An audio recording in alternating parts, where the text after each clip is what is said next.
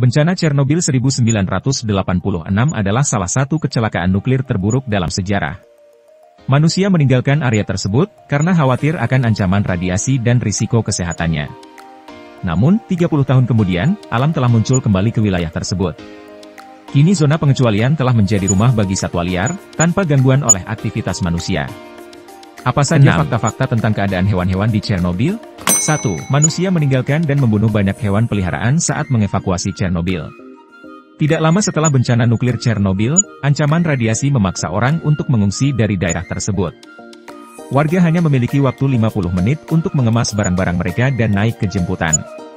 Sayangnya, mereka tidak diizinkan membawa hewan peliharaan kesayangan mereka.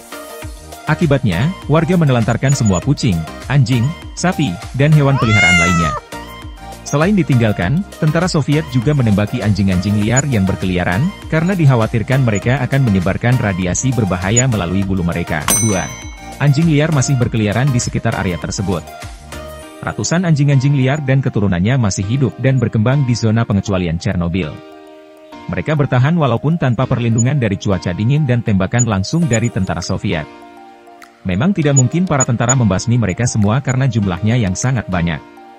Mereka biasanya mati alami walau hanya berusia maksimal sekitar 6 tahun. Anakan anjing liar sekarang berkeliaran di dekat area wisata, tetapi tidak diperbolehkan untuk dipelihara. Mereka masih membawa radiasi di tubuhnya, yang berpotensi membahayakan manusia. Para ilmuwan pernah mempelajari anjing-anjing ini dan menemukan isotop radioaktif di tulang mereka. Untungnya, tidak semua hal buruk terjadi pada hewan mamalia itu. Sekarang, sudah ada rumah khusus untuk mereka. Organisasi Nirlaba Clean Futures Fund memastikan bahwa kebutuhan mereka terpenuhi. Organisasi itu memberi vaksin, memandulkan, dan mengebiri mereka. Saat ini, kita sudah dapat mengadopsi anjing Chernobyl yang telah dibersihkan dari radiasi. 3. Banyak hewan Chernobyl lahir dengan kelainan bentuk, tak lama setelah bencana. Bencana nuklir Chernobyl melepaskan radiasi dalam jumlah besar di atmosfer, dan mencemari sebagian besar wilayah di sekitar lokasi kecelakaan. Radiasi ini dapat merusak sel-sel makhluk hidup, dan bahkan merusak DNA mereka. Akibatnya, banyak hewan Chernobyl mengalami kelainan fisik. Beberapa dari mereka mengalami mutasi genetik karena terpapar radiasi. Seiring waktu, ada laporan tentang babi, domba, dan hewan lain yang lahir dengan bagian tubuh yang hilang atau berlebih. Hewan mutan ini juga dapat lahir dengan tulang cacat, dan biasanya tidak bertahan lama setelah lahir. Burung juga mengalami kelainan fisik, tumor, ceker, dan paruh yang cacat, serta warna bulu yang tidak normal. Para ilmuwan menyimpulkan kelainan ini terjadi tak lama setelah bencana. 4. Satwa liar Chernobyl beradaptasi dengan radiasi. Radiasi dosis tinggi menimbulkan bahaya bagi satwa liar di sekitar Chernobyl selama beberapa waktu.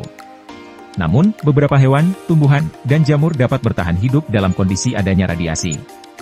Burung-burung yang ada, ternyata menghasilkan lebih banyak antioksidan, untuk membantu mereka menoleransi kerusakan sel akibat radiasi. 5. Burung sekarang bersarang di dalam infrastruktur. Pada awalnya, bencana nuklir ini mempengaruhi jumlah populasi burung.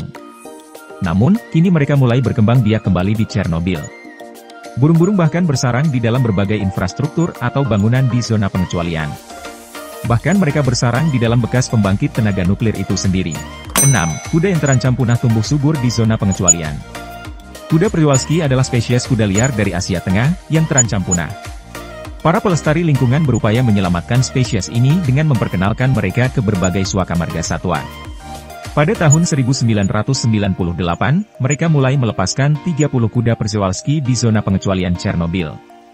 Kuda-kuda itu dapat hidup dan bertumbuh di area tersebut.